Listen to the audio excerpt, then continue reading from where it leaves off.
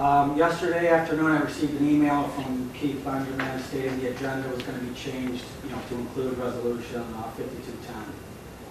I find it very hard to believe that Sunday afternoon a decision was made to include this resolution.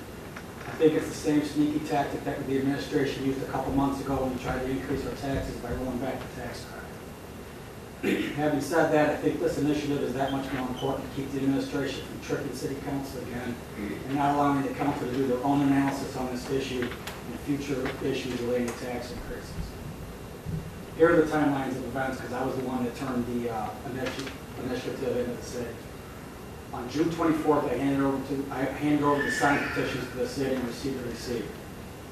It wasn't until July 9th that the city handed the petitions over to the counties for signature verification. That's a 15-day delay right there. July 15th, the city picked up the petitions from the county. That's understandable because it's the county's delay there.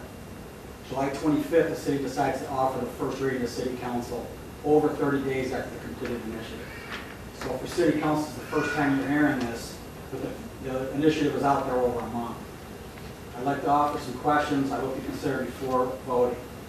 And Tony stole some of my thunder, but have you heard the timeline of events? When was Walter and Habersfield hired by the city? When did Mr. Hunt present his opinions to the city, and who did he present it to? You're hearing his opinions for the first time tonight, as am I. Why did the city not have the professional courtesy to allow the Citizens for an Accountable Government's attorney, Mr. Brad Bryan, to present his opinion to the city council?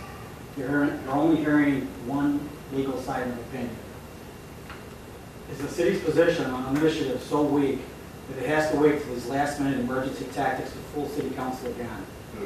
Lastly, how much money of the taxpayers is being wasted? We're paying Mr. LaCrasso, Walter and Habersfield, Mr. Hunt, and after we beat you in court on this issue, you're going to pay our lawyer, Mr. Brad Bryan. Please consider all these facts before voting against the citizens you are elected to represent.